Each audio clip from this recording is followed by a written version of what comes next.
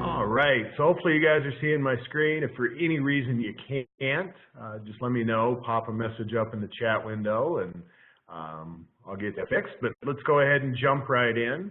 Like I said, this is the Blockchain Training Alliance's webinar on private versus public blockchain. So we're going to talk a little bit this morning about what blockchain is. Got a message in chat that Jeff isn't hearing anyone. Are you guys all able to hear me?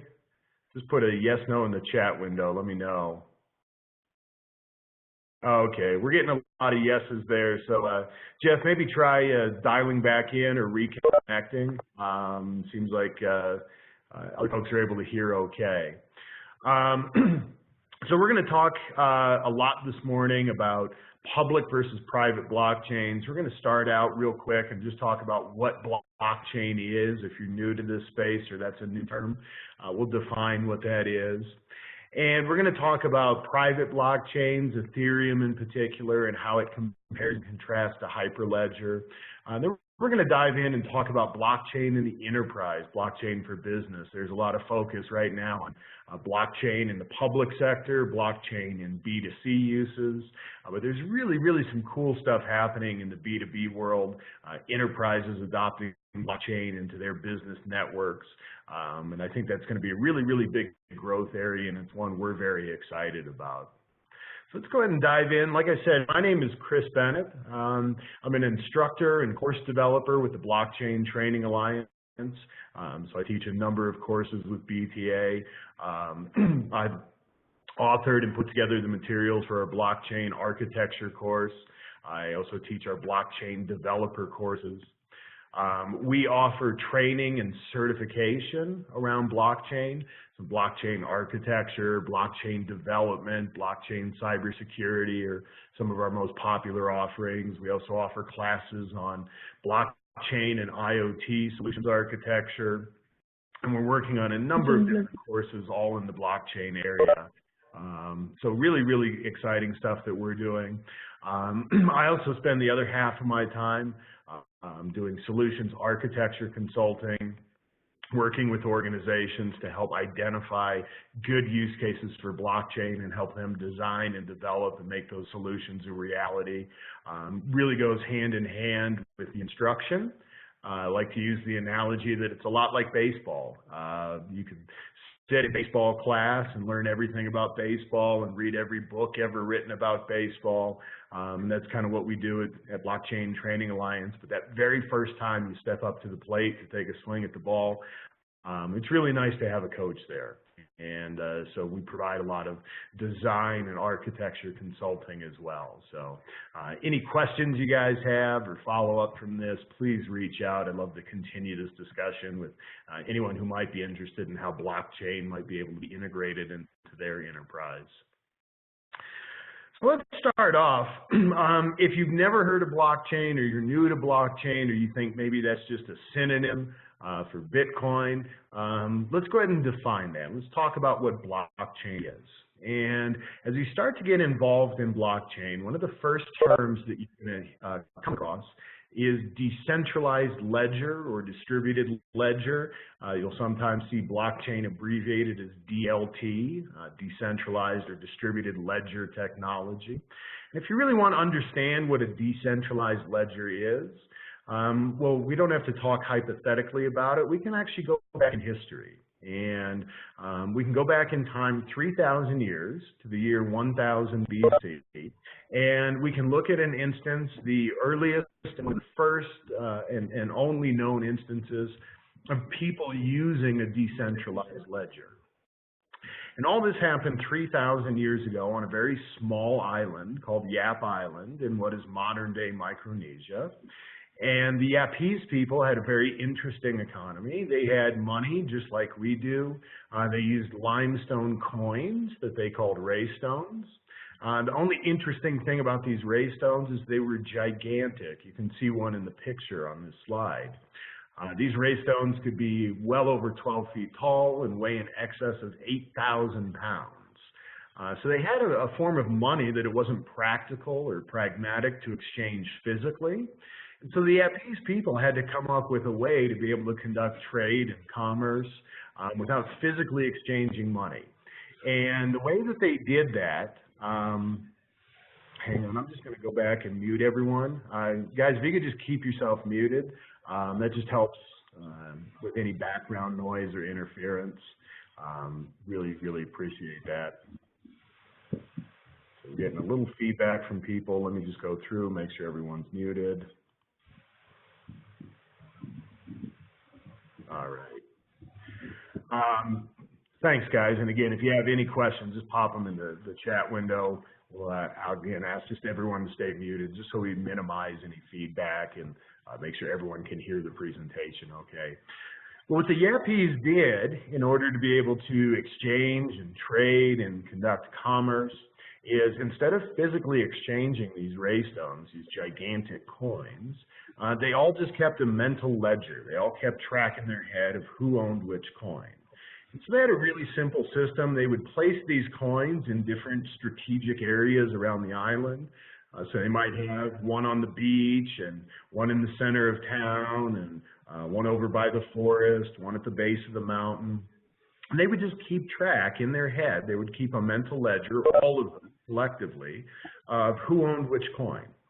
And so if two people wanted to trade, let's say we have Alice and Bob, because as you guys know, in any example in finance, economics, or physics, your participants are always Alice and Bob. So let's say we have Alice and Bob, and they want to conduct a trade. Alice has agreed to give Bob half of her cattle in exchange for Bob's coin on the beach. And so the way this worked was very simple. Alice and Bob would just stand up before the tribe and they would announce this transaction. And if the tribe all agreed that was a fair and valid transaction, then they would all update the ledger in their head. And they would just know from that point on that the coin by the beach is now owned by Alice, not by Bob, and Alice retains the value of that coin and it's hers until she decides to spend it somewhere else on some other thing. And then ownership transfers again. And this is what's known as a decentralized or distributed ledger, and we call it that because all the participants are keeping a copy of the ledger in their head. And it's a little bit different than how we do things today. If we were to try a system like this today, most likely what we would do is we would appoint a single person to keep track of that ledger. We might call that person a bank or a banker. And certainly this would be more efficient because we could offload all this work on just one single person. So the rest of us would be free to go and perform other tasks, other duties. But we would lose a lot of advantages of a decentralized ledger. So by everyone keeping their own copy of the ledger, not just offloading this to one single person, we get a lot of security. If I want to try and change the record in the ledger, well, I can't just bribe one person like I could if we had a single banker or a single person keeping track of ownership of these coins. I would have to convince 51% or more of the tribe to go along with my bribe to change the record in the ledger. So it's a lot harder to tamper with the records or the data in that ledger. And it gives us a great deal of security. It also provides a lot of redundancy and fault tolerance. If we had just one person on Yap Island who was tracking the ownership of these coins, and that person got sick or they were busy, they were out hunting, they couldn't participate in trade for a day or two, well, our economy would come to a stop. In this decentralized model, we can have folks come online, go offline. As long as we have two or more of us present to record these transactions, it's no problem. We can just get everyone caught up when they come back.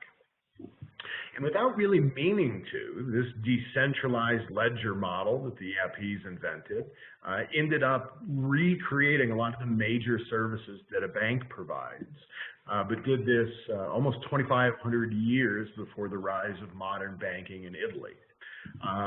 So this decentralized ledger, just by its very nature, is able to take deposits and issue credits. Big function. of a bank. It's able to act as a trust broker in relationships or trades where you and I might not know each other well enough to trust each other. So you can think about this. Maybe you want to buy my used car and we agree on a price, we strike a deal, and then you ask me, hey, can I write you a private check? Well, I might be a little hesitant. We don't know each other very well, and I might say, can you go to the bank and get a cashier's check? What we've done is we've introduced a trust broker into our relationship because you and I can't trust each other well enough, but we can both trust the bank well enough.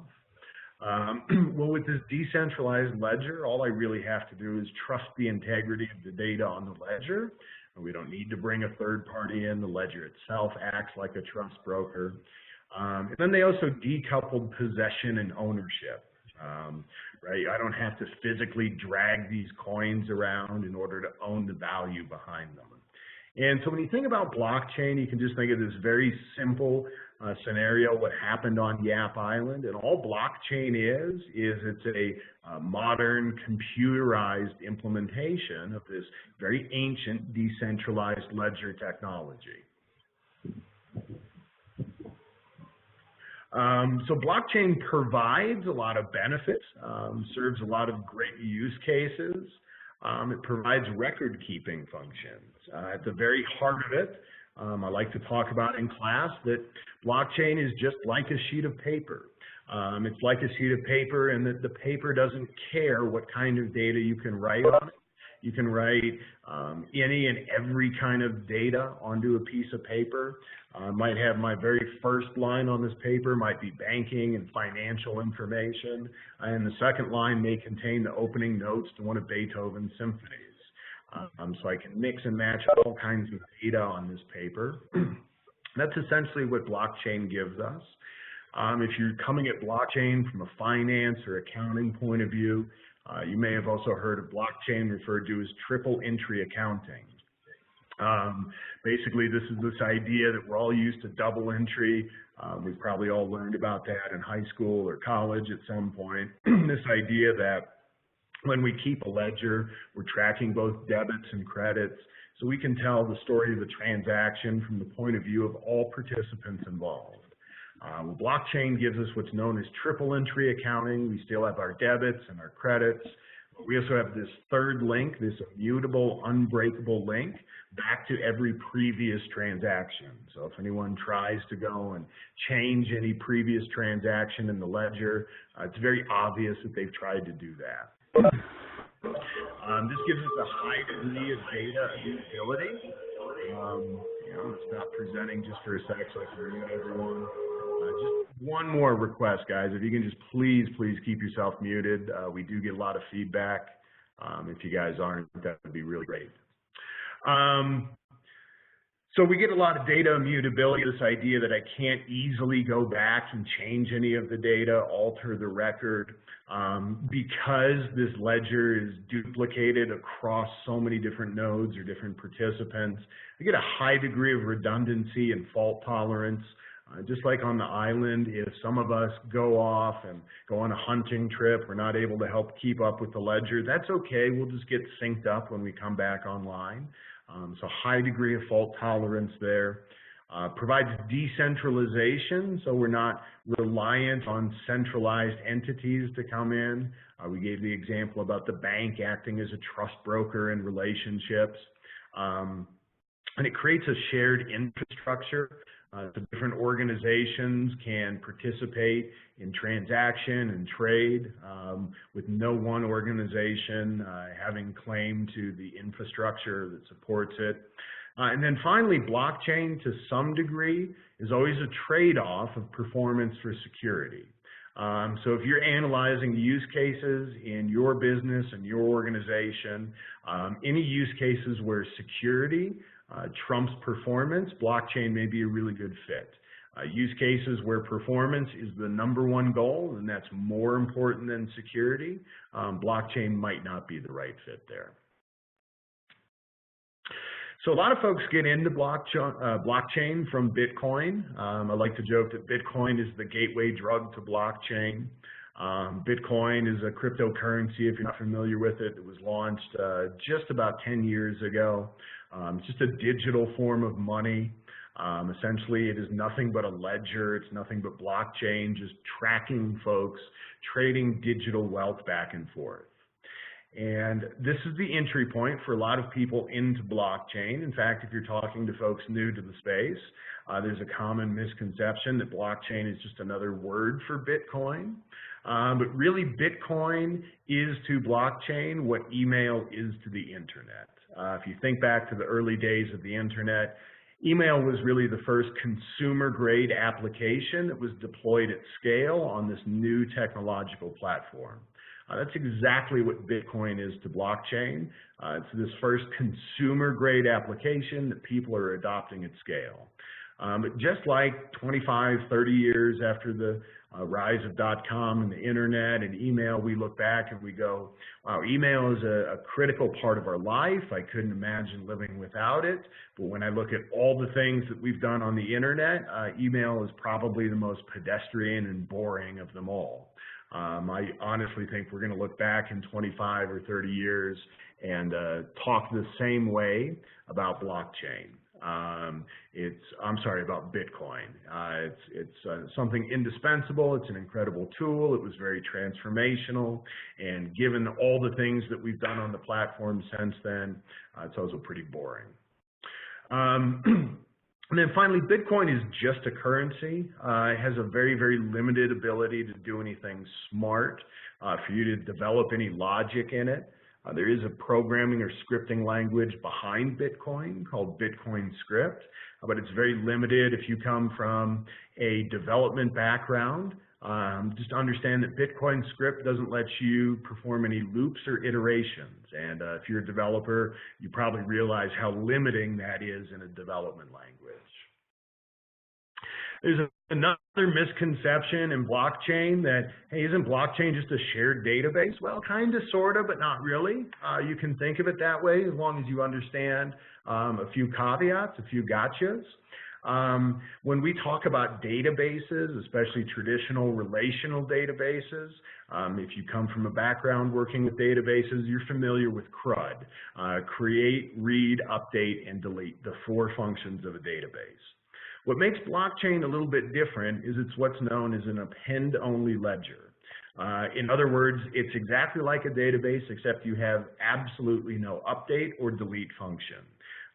All you can do with a blockchain is read or add another record, append another record.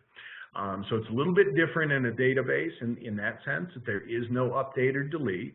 All the information that you put on a blockchain is permanent, and all you can ever do if you want to change that data is just to append another record indicating that that data has been updated and the new value should be XYZ.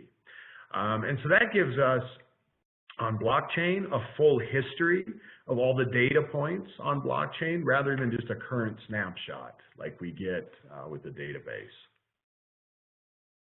There's several different types of blockchain. As you start to get into blockchain, you'll probably hear a lot of discussion back and forth about public versus private blockchain. And oftentimes what gets left out of the discussion is open versus closed. So when people talk about a public blockchain, they tend to be talking about a public open blockchain. When they talk about a private blockchain, they tend to be talking about something private and closed. But it's important to consider both distinctions, not just who can write data to the blockchain, but who can read that data. And this gets into a very nuanced discussion of permissionless platforms versus permissioned platforms.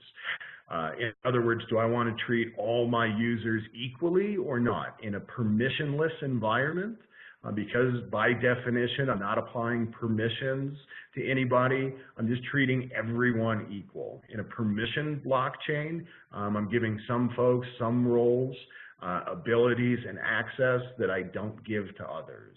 And so I'm not treating all users equally. And it's important to consider this when you look at the types of solutions that folks are looking at building on blockchain.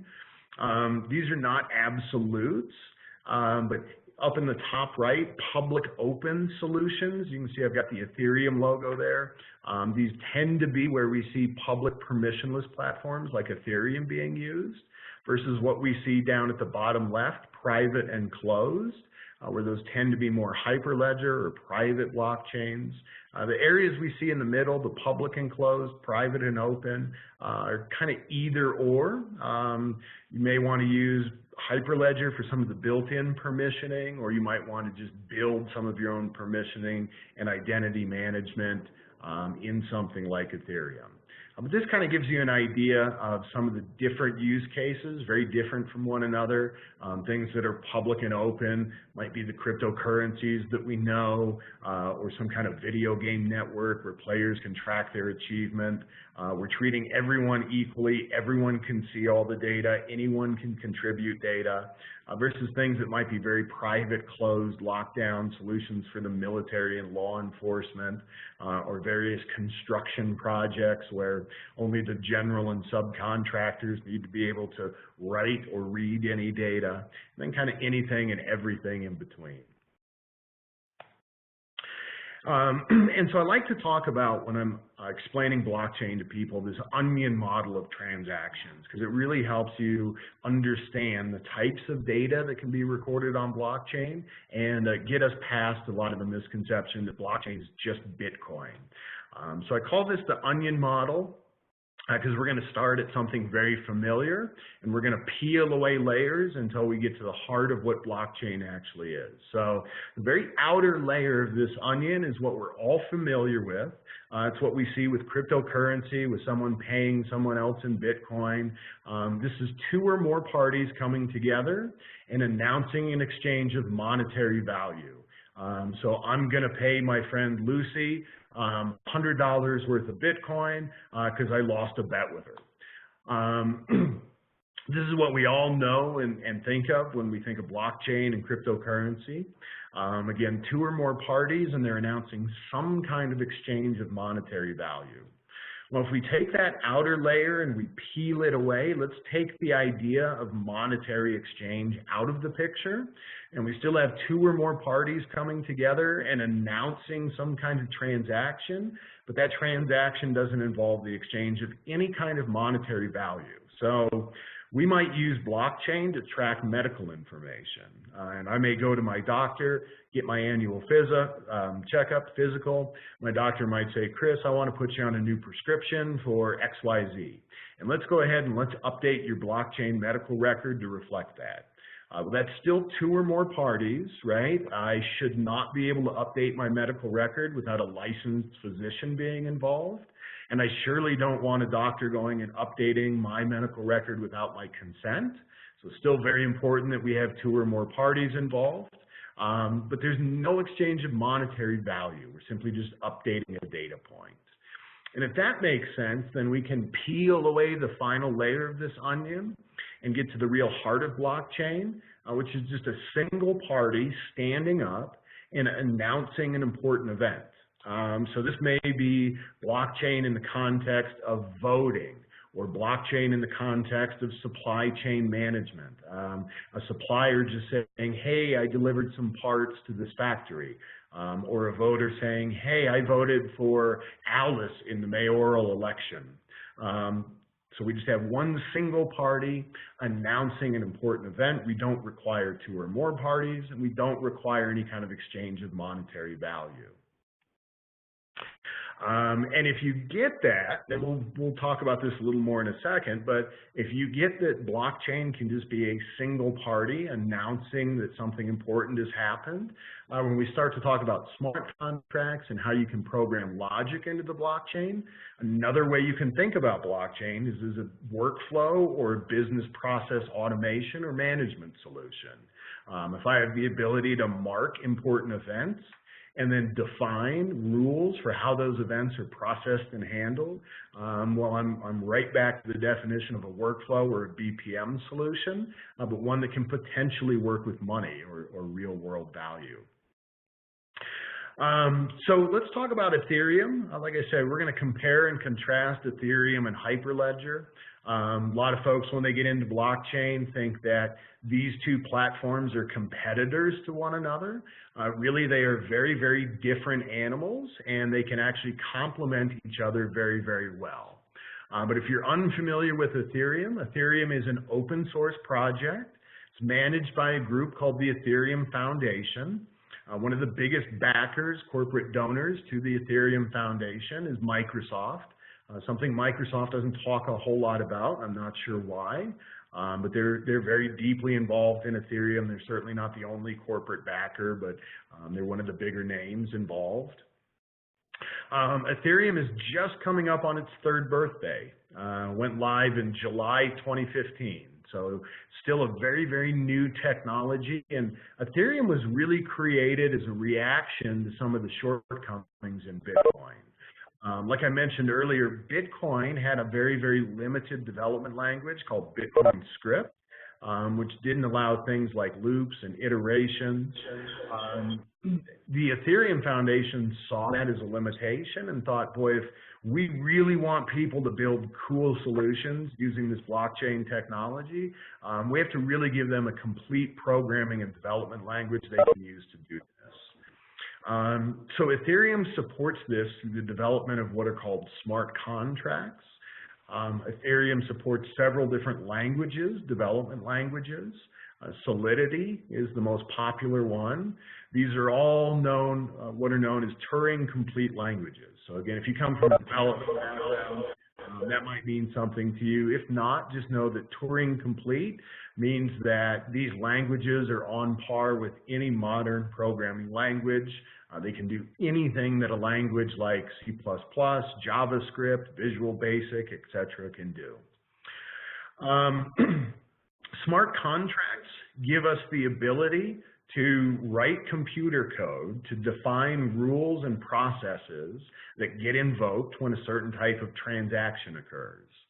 And so they give us a way to actually make programmable money or smart money, or to automate different processes where blockchain is the source of record.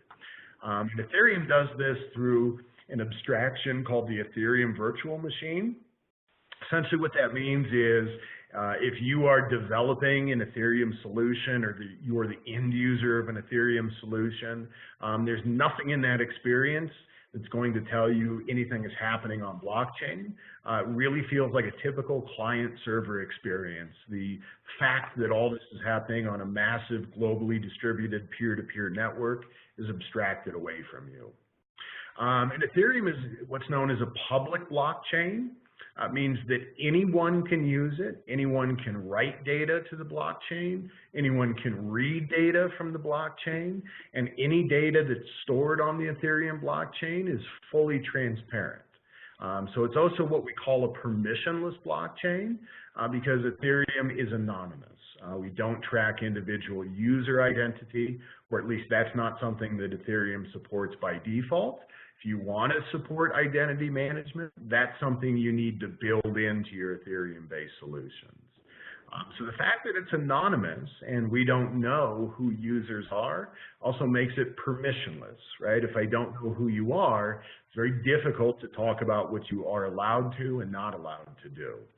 So that's what gives Ethereum its full transparency and its public state. Ethereum has a very large ecosystem behind it, so if you're just getting into blockchain and you want to learn about smart contract development and get your feet wet, Ethereum is a great place to start. See, I think I might have lost my screen sharing. Try that again. Apologies for that. So if you want to go learn to write smart contracts, Ethereum is a great place to start because you will find more tutorials, more how-tos, more instructional videos, more support, more Reddit threads, etc. about Ethereum and Ethereum smart contract development than just about any other platform. So it's a great place to start. As I mentioned, Ethereum has many different development languages. A couple of the most popular are Solidity and Viper. So Solidity, if you're familiar with C derivative languages, if you do any development in JavaScript or C#, it's going to be very, very easy for you to learn Solidity.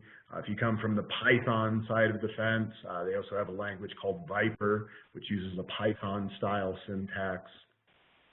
And one of Ethereum's big contributions is a built-in coin or token model. So if you want to create your own coin or token, Ethereum is a great way you can do that. They have a built-in architecture that you can leverage.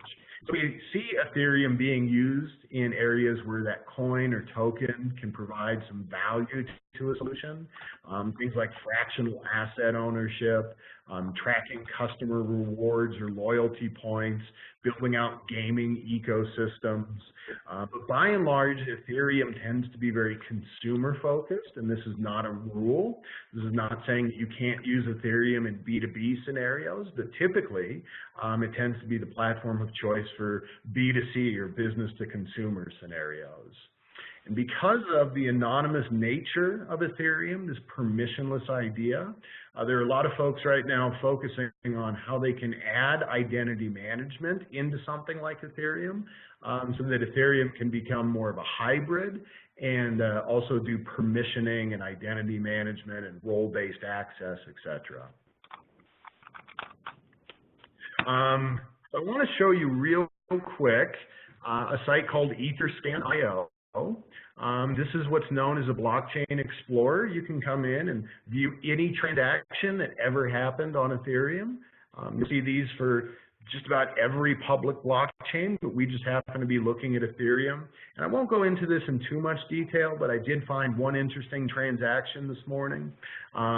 This one for a little, just about $250,000, $225,833.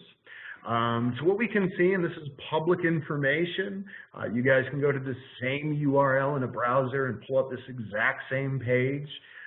We can see that whoever this identity was, this account, this wallet, just transferred 465 Ether, or a little over $225,000 to whoever this account is. So all of this, again, is very public information. It's fully transparent. And it's okay that it's transparent because we provide anonymity to the participants. I don't know who this from is. I don't know who this to is. This may be someone on the call even. Who knows? All I can tell you is that this isn't my $225,000 or I would be flying to a beach right now. And I can also dig into any one of these accounts. So I can see that whoever sent this money has about $10.5 million sitting in their account. So things that you couldn't normally do in a traditional banking scenario, because Ethereum is designed to protect anonymity and to give people a high degree of anonymity, just like any other public blockchain. And that brings us to Hyperledger, which again is not a competitor. It's just a very, very different type of blockchain. Hyperledger is also sneaking up on its third birthday. It was released at the end of 2015. So just an important thing to keep in mind as you're getting into this technology. All of this is less than 3 years old. It's still very, very new, which makes it very dynamic and fast-paced and a very exciting front to be a part of. But Hyperledger, just like Ethereum, is an open source project. It's managed by the Linux Foundation, the same group that's brought us lots of great solutions like Node.js and Linux itself. One of its biggest corporate backers is IBM. And again, just like Ethereum, there are a number of other corporate backers. Ethereum actually has over 220 different organizations that support it, but the biggest one is IBM. It is a private permissioned blockchain, so it's very different from Ethereum in that there's no anonymity. We have named users, right? Because if I want to be able to apply permissions and role-based access, well, the very first step to that is knowing who you are. And that permission model also means that there's no transparency, that not any anonymous user can get in and see any point of data they want like they can on Ethereum.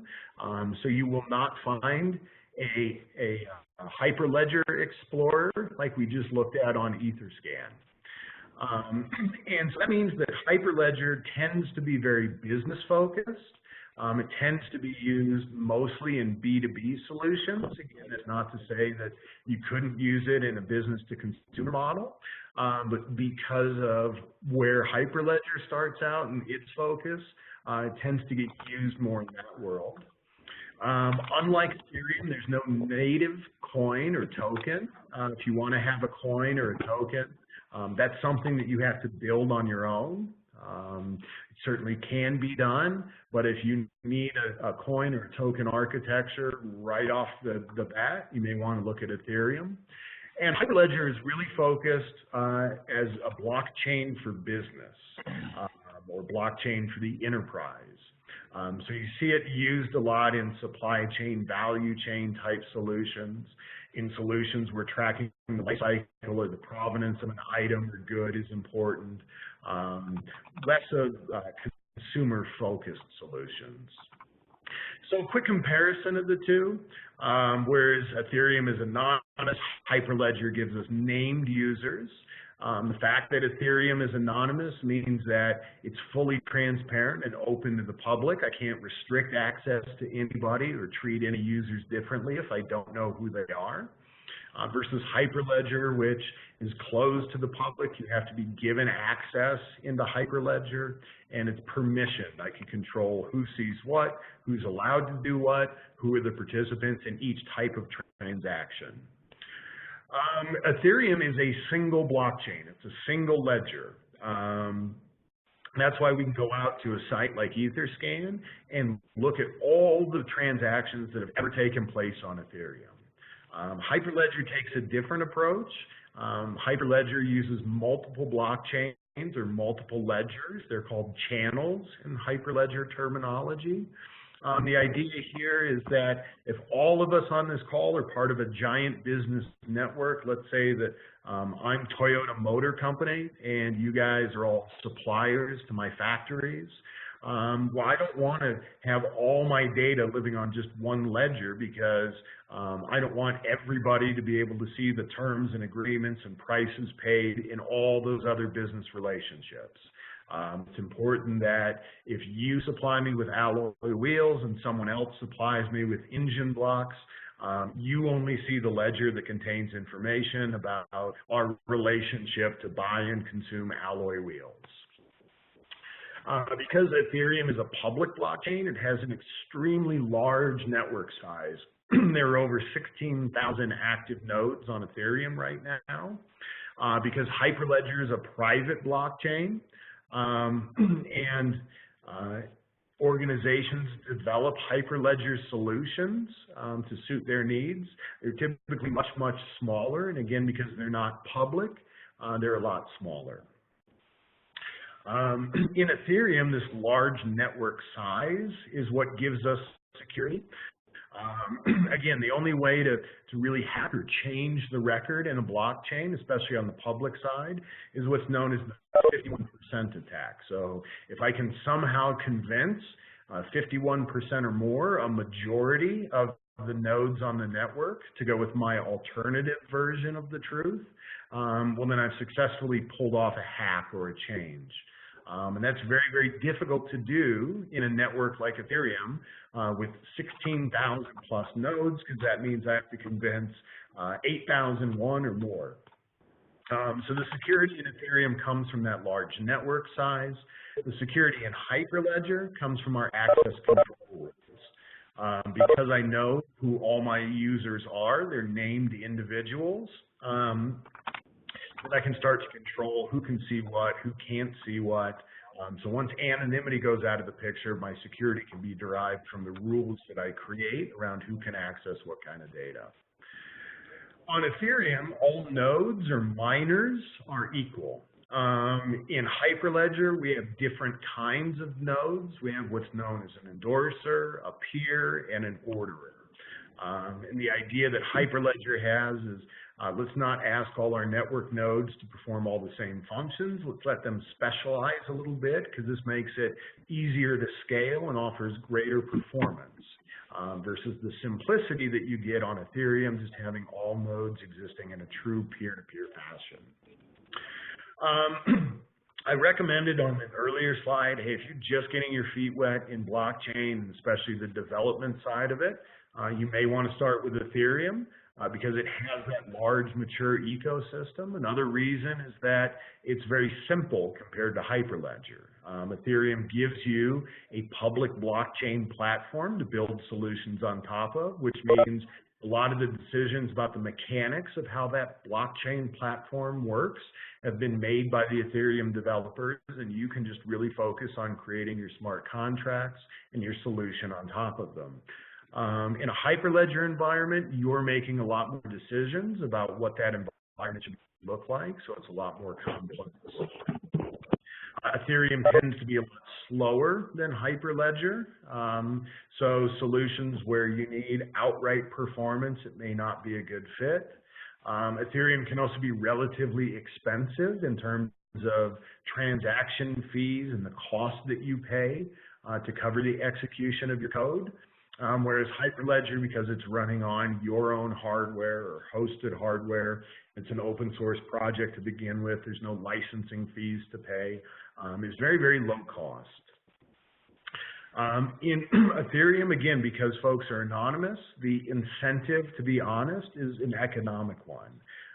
We incent nodes to be honest and to try not to cheat the system, because if they do, we've set up a system in which all they're going to do is perform work that costs money with no chance of ever recouping any value for that work. In Hyperledger, because we know everyone at an individual level and we know who they're associated with and what roles they have and what processes they're responsible for, reputation is what keeps someone honest. If you have a Hyperledger network in a business environment and all users are known, well, that gives folks a pretty good incentive to behave properly because their jobs and their reputation are on the line. And then finally, Ethereum right now and public blockchains are getting all the attention.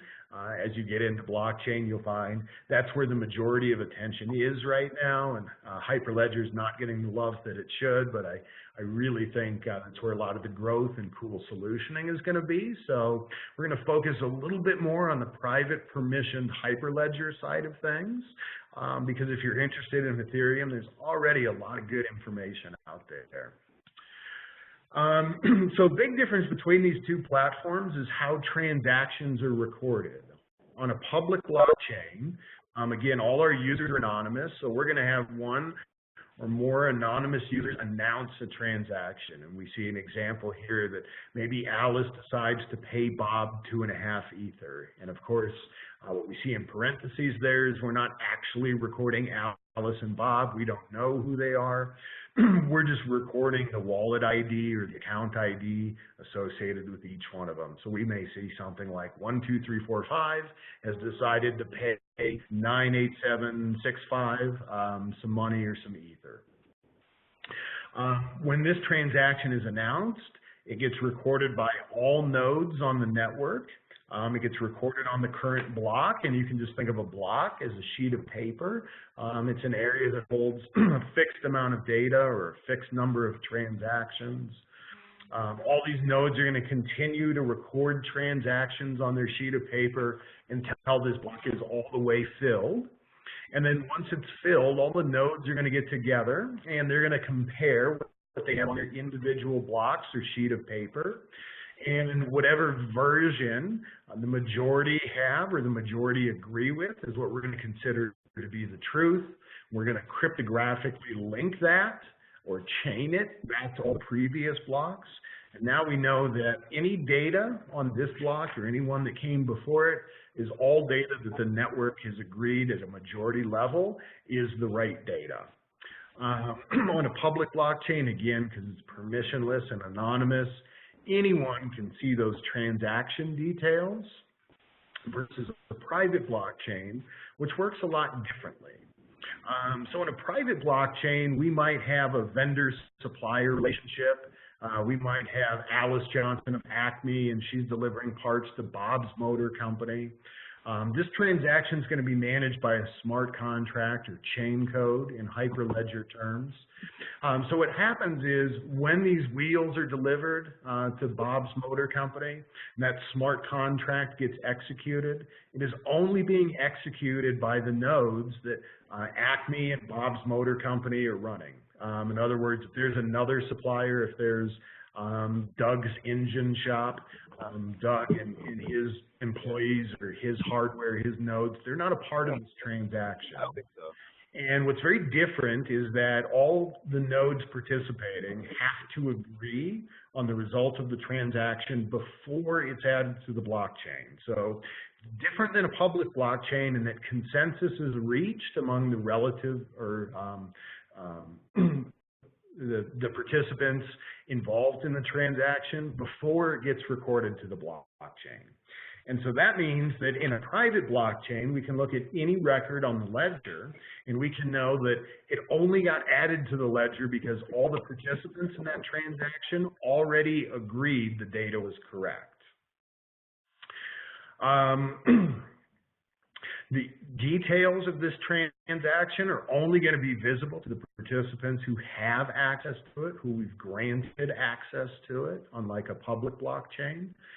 So it's a very, very different kind of animal.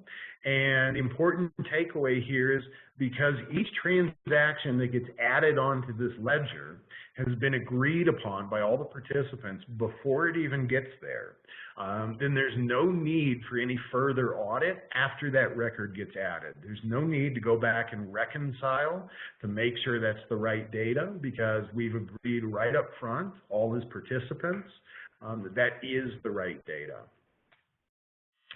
So private blockchains give us some value, some benefits that public blockchains may or may not. The first is this idea of consensus. So again, all the participants in a business transaction agree that the outcome they got is correct before that transaction gets committed to the ledger.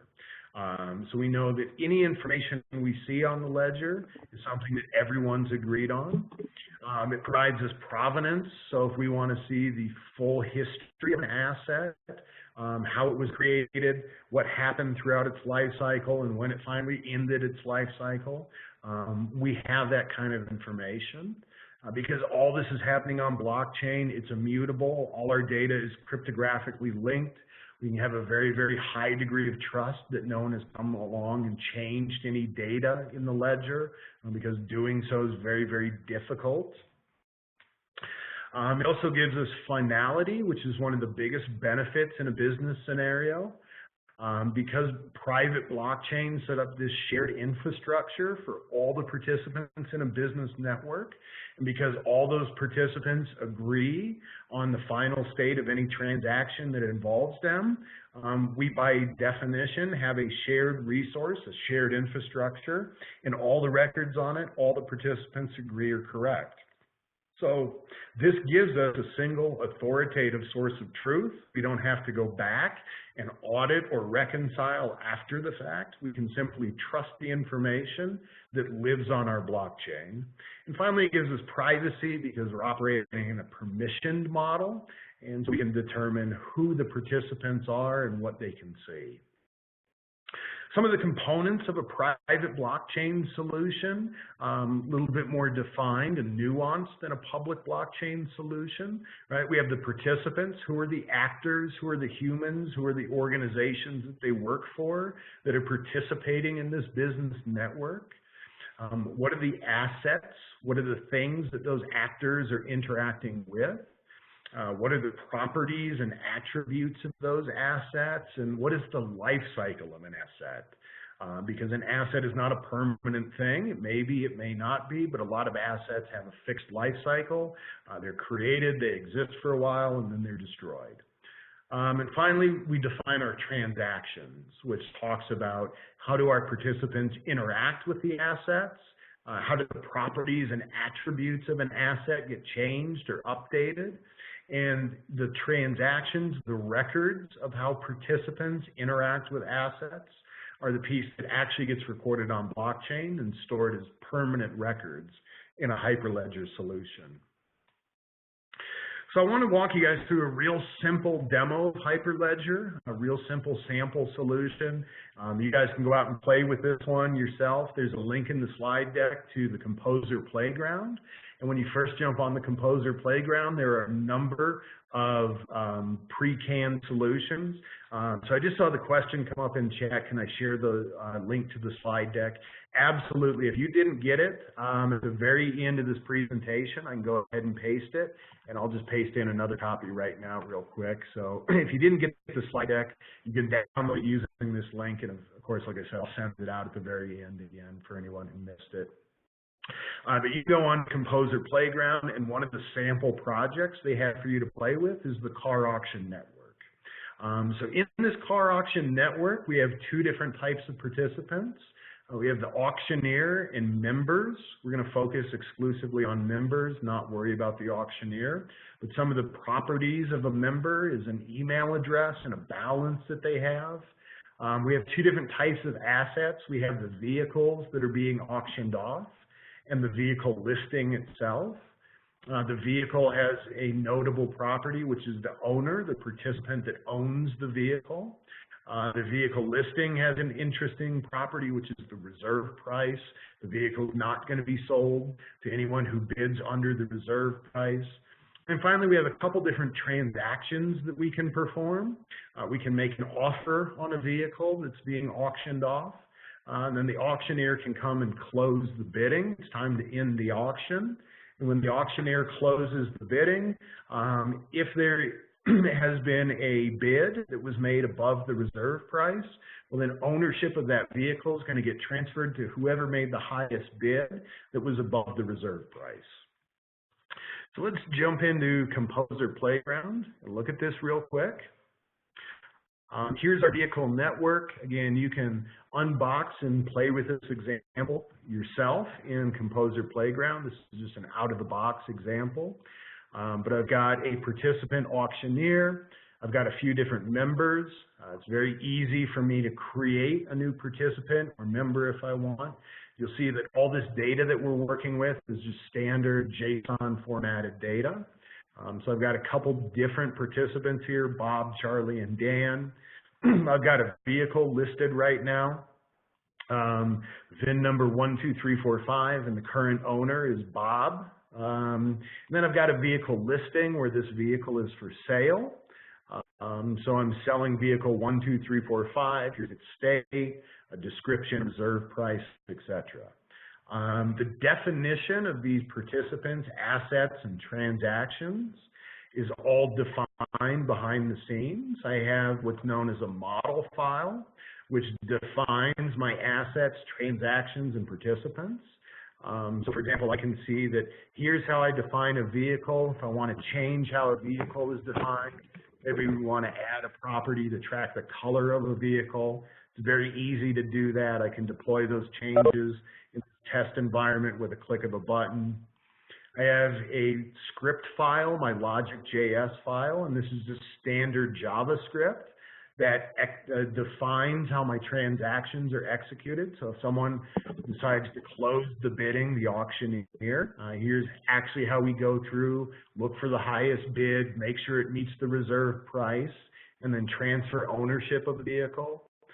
Here's the JavaScript code for how we actually make an offer, a very, very simple code. And then I have my permissions or my ACL file. This is how I control access to all the participants and what kind of data they can see. And we can come back and see now if I try and create a new vehicle, you can see I now have color as a property just because I added that. And then I go ahead and perform transactions. So I say, let's go ahead and let's make an offer on a vehicle. So let's go ahead and let's bid $6,500 on listing, hang on, I forgot the listing number, listing 9876.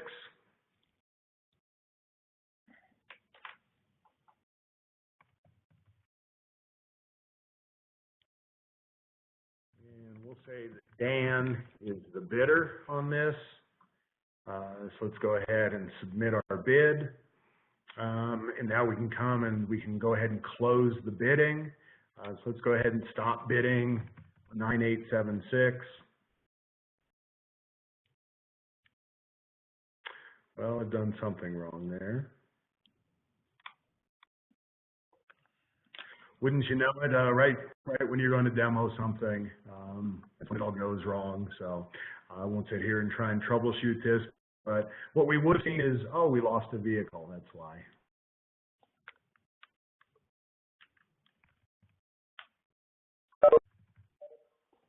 Let's say that our current owner is Bob.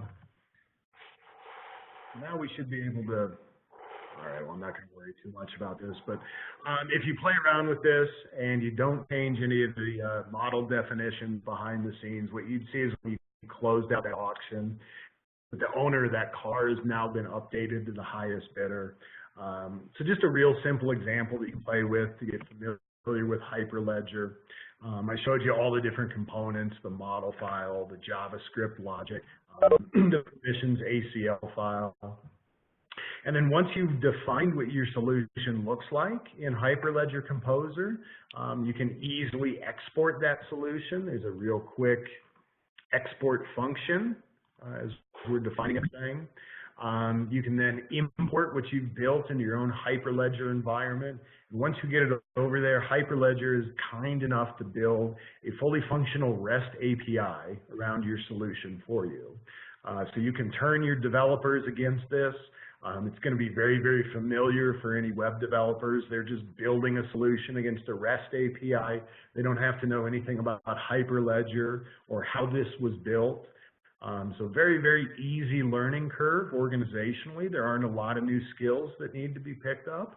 If you have folks that are familiar with and comfortable in JavaScript, well, they're going to be able to jump into Hyperledger right away and start building really, really cool solutions. So areas where we see Hyperledger being used, manufacturing. If I'm an automaker and I can track everything that happens to one of my vehicles, from the time it first rolls off the factory floor to the time it goes to the crusher. Well, that's some real valuable information. Maybe I can start competing with Carfax and taking some of their business away. Mercedes-Benz is looking at this ways that they can provide better information about their vehicles than someone like Carfax, and they can monetize that information.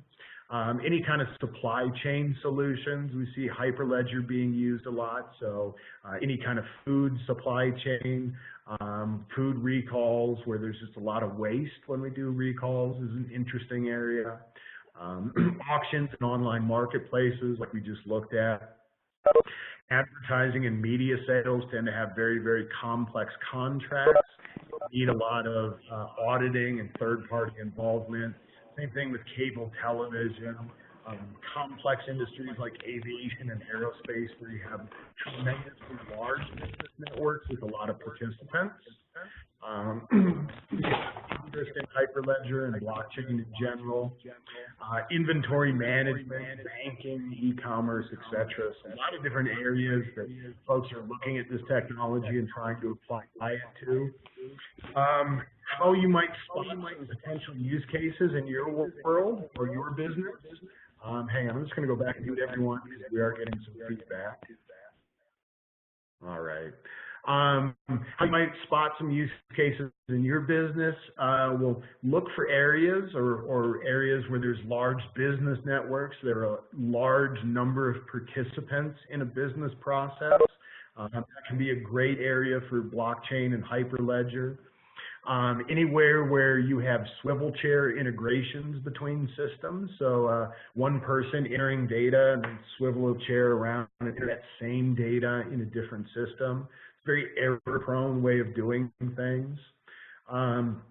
Any business processes where you have to have third-party audits come in and reconcile your data.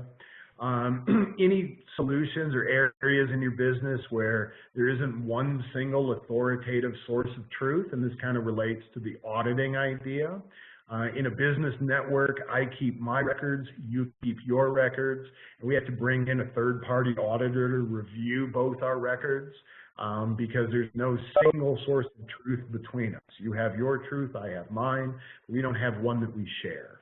So any areas in your organization where there's no single source of truth, or where you know that it's just a very inefficient process and it could be done a lot better, that can be a real great fit for Hyperledger. If you have lots of geographical or time zone separations where it makes it tough for folks to interact and collaborate together, well, offloading some of that work to a blockchain solution can be a really good fit. If you have areas in your business you're trying to address because you have a lot of inconsistency in how a process is being performed, blockchain and smart contracts can really help address that and ensure that every time you execute this business process, you're doing it consistently. And then finally, any areas in your business where you have low or zero value add. I like to pick on payroll. It's an essential function of any business. You have to pay the employees if you want to stay in business. But unless you're focused on providing payroll services, it's a zero value add. It's something you have to do, but most businesses aren't in business to process payroll. They're in business to do something else. So if you can start to offload some of that low value add or zero value add process management onto blockchain and onto Hyperledger, those can be really, really good solutions too. So if you're interested in all this, you kind of enjoy what you've heard and you want to know where to go from here, well, there's a couple areas you can take a look at. First of all, I'm always available if you want to talk about this, want to learn more about the training that we offer, or how blockchain might fit into your business, or some help identifying and solutioning different use cases. So you can always shoot me an email, kbennett@Blockchain Training Alliance. There's also a really, really good blockchain community building up on LinkedIn, and I'm a little biased towards LinkedIn because unlike a lot of other blockchain communities online, other ones tend to be very technically focused. They tend to have a very large developing and engineering audience. LinkedIn is a very, very good resource because it has a very diverse audience, people from lots of different professional backgrounds, not just technically minded folks. So a lot of good organic discussions that happen there. If you want training and certification, obviously I'm very biased here, but check out Blockchain Training Alliance. We do offer certificate-backed training in blockchain architecture, development, security, etc. If you want to jump in and learn Hyperledger on your own, do some self-studying, the Hyperledger Foundation has a wealth of great resources out there. It's really a shame that these resources don't get promoted more because they've created some great material, made the platform very accessible, but a couple good learning solutions there. You can use those links. And then finally, if you actually want to get hands-on with Hyperledger Composer, get into this test environment that we demoed, well, that's just the Composer playground. You can use the link there, sign up and use some of the out-of-the-box examples they have, and also start extending them to build your own solutions. So thanks everyone for joining. I know we're a few minutes over 9, so I appreciate everyone sticking around. I'm going to go through and see if we have any good questions that popped up in chat, and I'll answer some of those. But like I said, feel free to download the slide deck. I'm going to go ahead and paste the link one more time in chat. And this slide deck is going to have all these links, my email in it, so please reach out. Let me know any questions that you have, and hopefully this has got you excited and a little bit more knowledgeable about the difference between public and private blockchains and about how private blockchains might be used in your business. So let's see if we have any really good questions here. Let's see, can we say Ethereum is public and Hyperledger is private? Yes, absolutely. Again, Ethereum is anonymous, it's publicly accessible. All the data on Ethereum is fully transparent. And in Hyperledger, by default, nobody has access until you grant it to them. So yeah, definitely the correct perception there. Ethereum is public open, Hyperledger is private closed. Are there any good books on blockchain? I get asked this one a lot. There are lots of good reading materials. Book formats themselves tend not to be that popular in blockchain. The reason is pretty simple.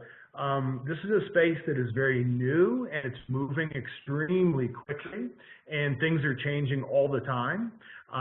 So because of how fast things change, there aren't a lot of books on blockchain, because by the time a book makes it through a traditional publishing process, there's a good chance the information is out of date. So you will find some good books about just general blockchain principles and tokenomics, but I would encourage you, if you really want relevant information, look at the foundation that supports each platform. So if you're interested in Ethereum, the Ethereum Foundation has some of the best documentation. If you're interested in Hyperledger, the documentation that the Linux Foundation puts out is some of the best. I'm also pretty intellectually lazy myself, just personally, so I love YouTube, because if I can watch a 5-minute YouTube video and get the same information that I would have gotten from reading 50 pages, that to me just seems like a win. So there's some really, really great YouTube channels. I would encourage you to poke around on there.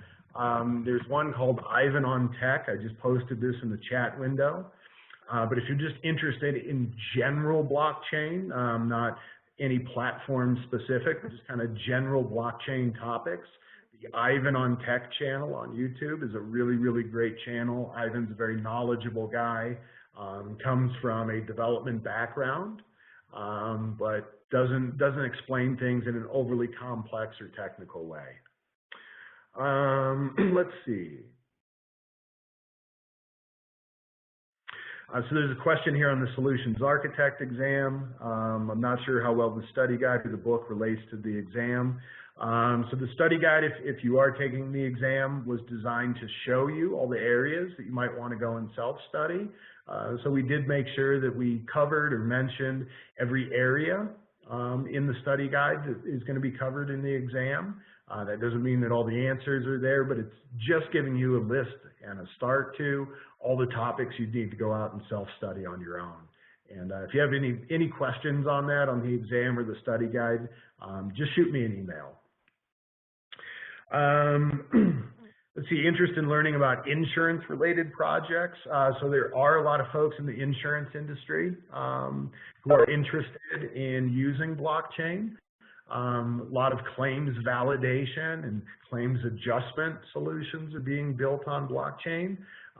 So a lot of information around insurance. If you want to chat more about some of how the insurance industry is using blockchain, I'd love to have that chat with you, Raul, and I see your email address. So I will shoot you an email. We'll schedule a time we can talk about this a little bit more, but yeah, definitely some good use cases around insurance. And again, any of you guys who want to have further conversations about blockchain and how it might fit into your organization, definitely feel free to shoot me an email. Let's see, what do you think are the different principles of designing a blockchain solution for an industry? So this is kind of a big question. We spend 3 days talking about this in the blockchain architecture course. There are a lot of different principles that you want to look at. I would say if you take anything away from today's presentation, start going in your organization or in the world around you and start looking for some of these big red flags, because these are going to be great ways that you can spot good use cases for blockchain. So again, large business networks, large numbers of participants, human integrations to different line of business systems, areas where we're always or regularly having to go back and audit and reconcile. We take that out of the picture with a private blockchain because we know anything that gets added to the ledger is data we've already agreed is the truth. Areas in the business where folks get frustrated because they know it's inefficient, they know there's a better way, are just areas that are screaming for blockchain.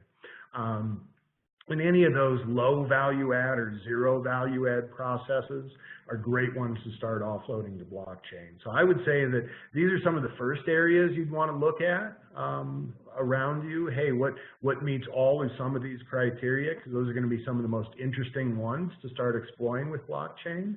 As far as the principles of design go, really that's just learning a lot more about the different platforms and tool sets and what they provide, and then starting to understand or answer questions like, hey, am I building something public or private, open or closed? Where does my solution fit in this kind of decision matrix that we see on the screen? Let's see, with respect to Composer, all the code is written in JavaScript for smart contracts and then translated into Golang, or is that a lower level language?